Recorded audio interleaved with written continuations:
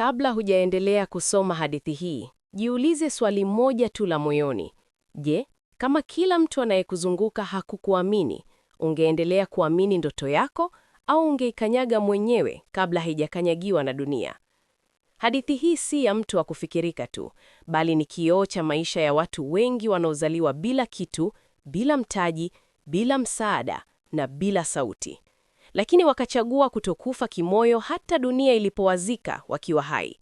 Na kama wewe ni miongoni mwa waliowahi kudharauliwa, kupuuzwa au kuambiwa huwezi, basi soma hadi mwisho, kwa sababu huenda ukaona jina lako limeandikwa kati ya mistari. Kijiji cha Lugala kilikuwa kijiji kidogo kilichojificha nyuma ya vilima na barabara mbovu ambazo hata magari ya mizigo yalikuwa yakisita kuyapitia. Kijiji ambacho kilizalisha zaidi maneno ya kukatisha tamaa kuliko matumaini.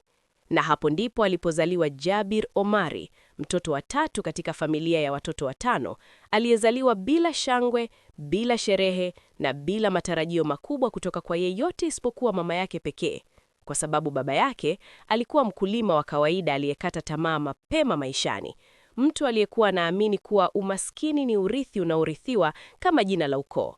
Na hivyo alimlea Jabir katika mazingira ya kauli kama hii dunia haina huruma na usijitese kuota ndoto kubwa. Jabir alikuwa akiona tofauti yake mapema, si kwa sababu alikuwa bora kuliko wengine, bali kwa sababu aliuliza maswali mengi kuliko ilivyopendwa kijijini. Aliuliza kwa nini walilima kwa njia ile ile kila mwaka bila kubadilika. Aliuliza kwa nini walipata hasara kila msimu lakini hawakutafuta soko jipya. Aliuliza kwa nini watoto wengi walikatisha shule na kuambiwa maisha ni shamba tu. Na maswali yake yakaanza kumfanya aonekana kama mtukutu, msumbufu na asiyejua mipaka. Hadi walimu wakaanza kumtenga, wakimpa adhabu nyingi, wakimwambia aache kufikiria mambo ya mjini. Lakini Jabir hakuwahi kukubali kufungwa akili, hata kama mwili wake haukuwa na uwezo wa kumtoroka Lugala. Maisha ya Jabir yalikuwa magumu. Alitembea kilomita nyingi kwenda shule bila viatu. Alirudi nyumbani akakuta chakula hakitoshi. Aliona mama yake akifanya kazi ngumu hadi mikono ikapasuka, na kila usiku alilala akiwa na njaa, lakini akili yake ikiwa hai, akiwaza dunia kubwa iliyokuwa nje ya vilima vya Lugala. Na siku moja alipata kitabu cha kavu kilicholetwa na mwalimu mmoja mgeni, kitabu kilichozungumzia watu waliotoka sifuri wakafika mbali. Na hapo ndipo ndoto ya Jabir ilianza kupata umbo. Akaanza kuamini kuwa mtu anaweza kutoka kijijini bila kitu na bado akawa na maana kubwa duniani. Lakini kijiji hakikuwa tayari kwa mtu wa namna hiyo.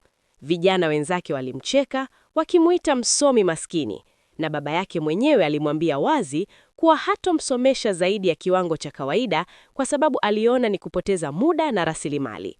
Jambo lililomvunja moyoni, lakini hakumvunja ndoto yake, kwa sababu aliamua kujisomesha mwenyewe. Akakopa vitabu, akasikiliza redio, akajifunza kwa kuangalia, na polepole akaanza kuona mambo ambayo wengine hawakuyaona. Lakini kadri alivyokuwa, ndivyo dharau ilivyoongezeka.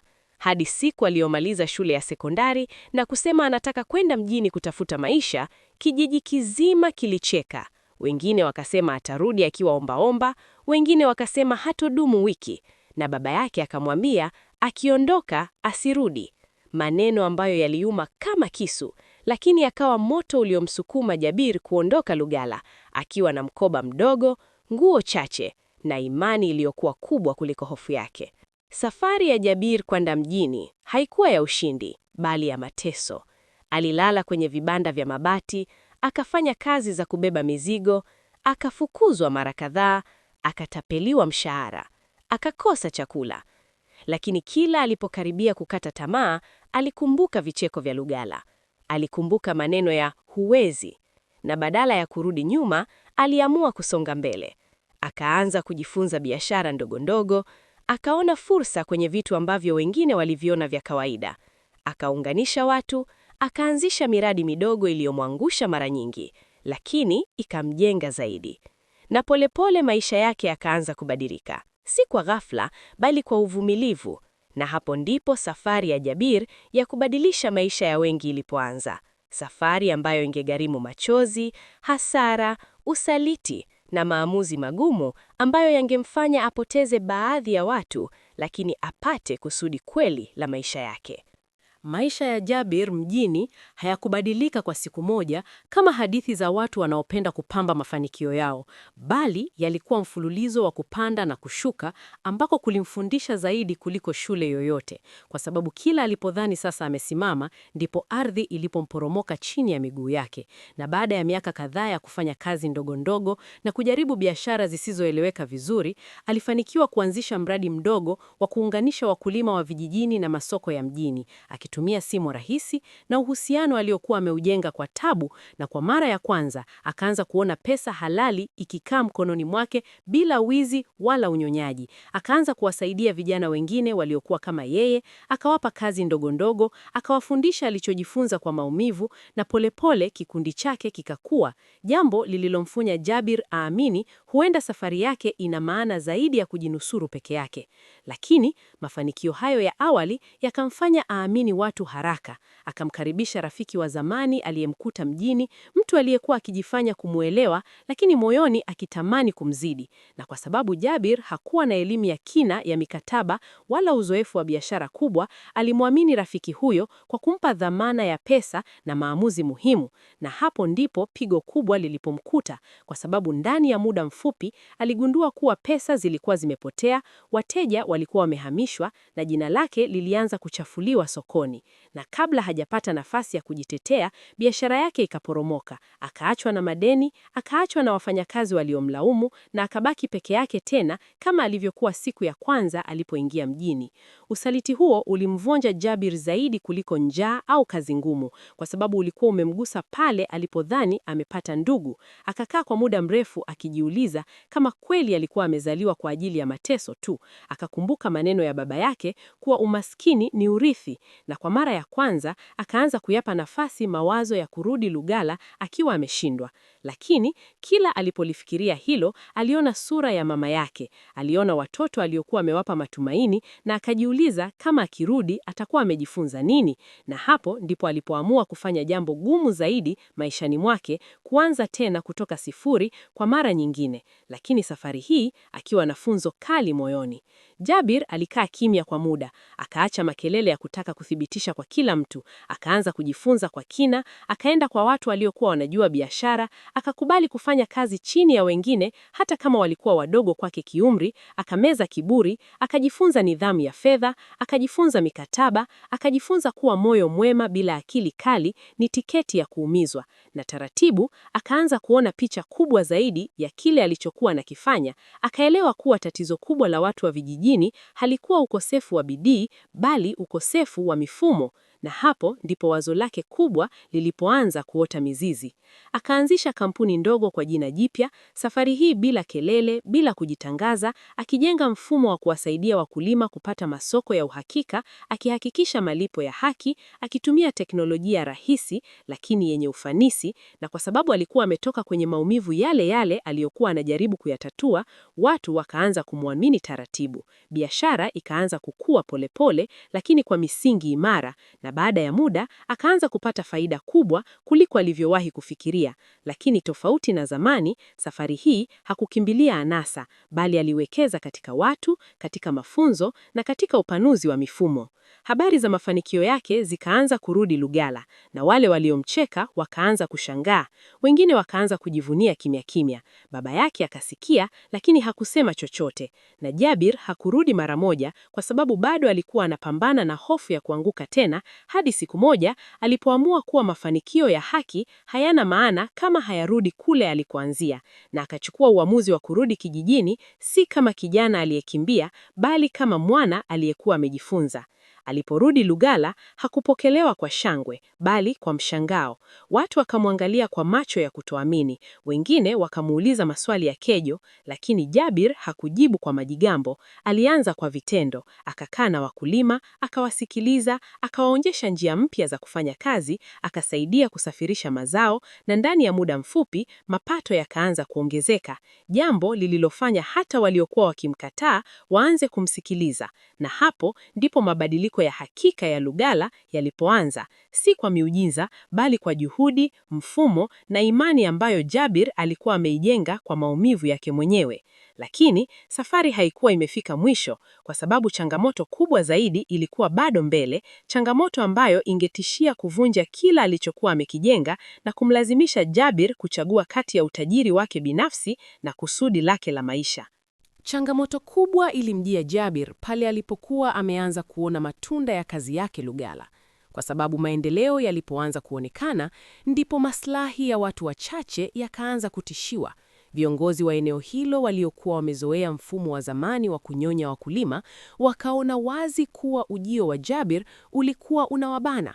Ukaanza upinzani wa kimya kimya. Taarifa za uongo zikasambazwa, miradi ikaanza kucheleweshwa, vibali vikakataliwa, na hatimaye Jabir akaitwa na wafadhili wake wakubwa waliompa chaguo gumu zaidi maishani mwake. Ama aachane kabisa na miradi ya kijijini na aweke nguvu zake zote kwenye biashara kubwa ya kimataifa ambayo ingemfanya tajiri maradufu kwa muda mfupi, au aendelee na kazi yake ya kijamii lakini apoteze uwekezaji, heshima ya soko na usalama wa kifedha aliyokuwa ameujenga kwa miaka mingi. Usiku huo Jabir hakulala. Alitembea peke yake pembeni ya mashamba ya Lugala, akiwatazama watu waliokuwa wamelala bila kujua hatma ya kesho yao inategemea uamuzi wa mtu mmoja aliyewahi kuondoka bila kitu. Akakumbuka njaa za utotoni, maneno ya baba yake, vicheko vya vijana wenzake, usaliti wa rafiki aliyemwamini na macho ya matumaini ya wakulima waliokuwa wameanza kuamini kuwa maisha yanaweza kubadilika. Na hapo ndipo alipoelewa wazi kuwa safari yake haikuwa ya kujikusanyia mali, bali ya kuthibitisha kuwa mtu anaweza kuwa daraja la wengine bila kusahau alikotoka. Na asubuhi yake akachukua uamuzi ambao wengi waliuona kuwa wa kipuuzi, akakataa ofa kubwa, akaamua kubaki na Lugala hata kama ingebidi aanze tena. Matokeo hayakuwa mepesi.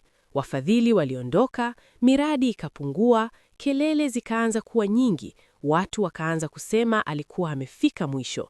Lakini Jabir hakurudi nyuma. Akaweka mfumo wa umiliki wa pamoja kwa wakulima, akaanzisha vyama vya ushirika, akaelimisha watu juu ya haki zao, akaweka misingi ambayo haikumtegemea yeye peke yake. Na polepole Lugala ikaanza kusimama kwa miguu yake yenyewe, vijana wakapata ajira, wanawake wakapata sauti, watoto wakarudi shule, na kijiji kilichokuwa kikichekwa zamani kikaanza kutajwa kama mfano wa maendeleo ya kweli. Habari hizo zikaenea. Serikali na mashirika huru yakaanza kuvutiwa, wakaja kujifunza badala ya kuamrisha. Mfumo wa Jabir ukaanza kuigwa maeneo mengine, na bila kutarajia utajiri wake ukarudi tena, safari hii kwa njia thabiti zaidi na yenye maana kubwa. Lakini tofauti na mwanzo, Jabir hakubadilika. Aliendelea kuishi kwa unyenyekevu, akisisitiza kuwa mafanikio ya kweli ni yale yanayokuacha ukiwa na amani moyoni. Na siku aliposimama mbele ya hadhara kubwa akitoa hotuba ya mwisho katika Lugala, alisema maneno ambayo yaliingia mioyoni mwa wengi, kuwa aliondoka kijijini bila kitu, lakini alirudi na ufahamu kuwa mtu si maskini kwa kukosa pesa, bali kwa kukosa mwelekeo, na kwamba kijiji hakikuhitaji shujaa, bali mfumo unaompa kila mmoja nafasi. Miaka ilivyopita, Jabir hakuonekana sana mbele ya kamera. Aliruhusu watu waliowainua waongoze, na jina lake likabaki kuishi si kama tajiri mkubwa, bali kama mtu aliyebadilisha mwelekeo wa maisha ya wengi. Na watoto wa Lugala walipokuwa wakisimuliwa hadithi yake, waliambiwa si kwamba alikuwa bora kuliko wengine, bali hakukubali maneno ya huwezi yawe mwisho wa safari yake. Na hapo ndipo hadithi hii inapofika mwisho wake wa maandishi, lakini si mwisho wa ujumbe wake, kwa sababu kila anayesoma simulizi ya Jabir anaalikwa kujiuliza kama ataendelea kulalamika kuhusu alichokosa au atatumia alichonacho kubadili alipo. Na kama umefika hapa mpaka mwisho, basi hadithi hii imekuita moja kwa moja. Isimamie ndoto yako, hata kama ulianza bila kitu, kwa sababu dunia hubadilika si kwa kelele za wengi, bali kwa uthubutu wa wachache wanaokataa kukata tamaa.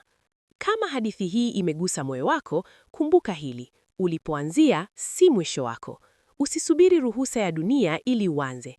Anza pale ulipo kwa kile ulicho nacho, na kile unachodharau leo kinaweza kuwa msingi wa ushindi wako kesho.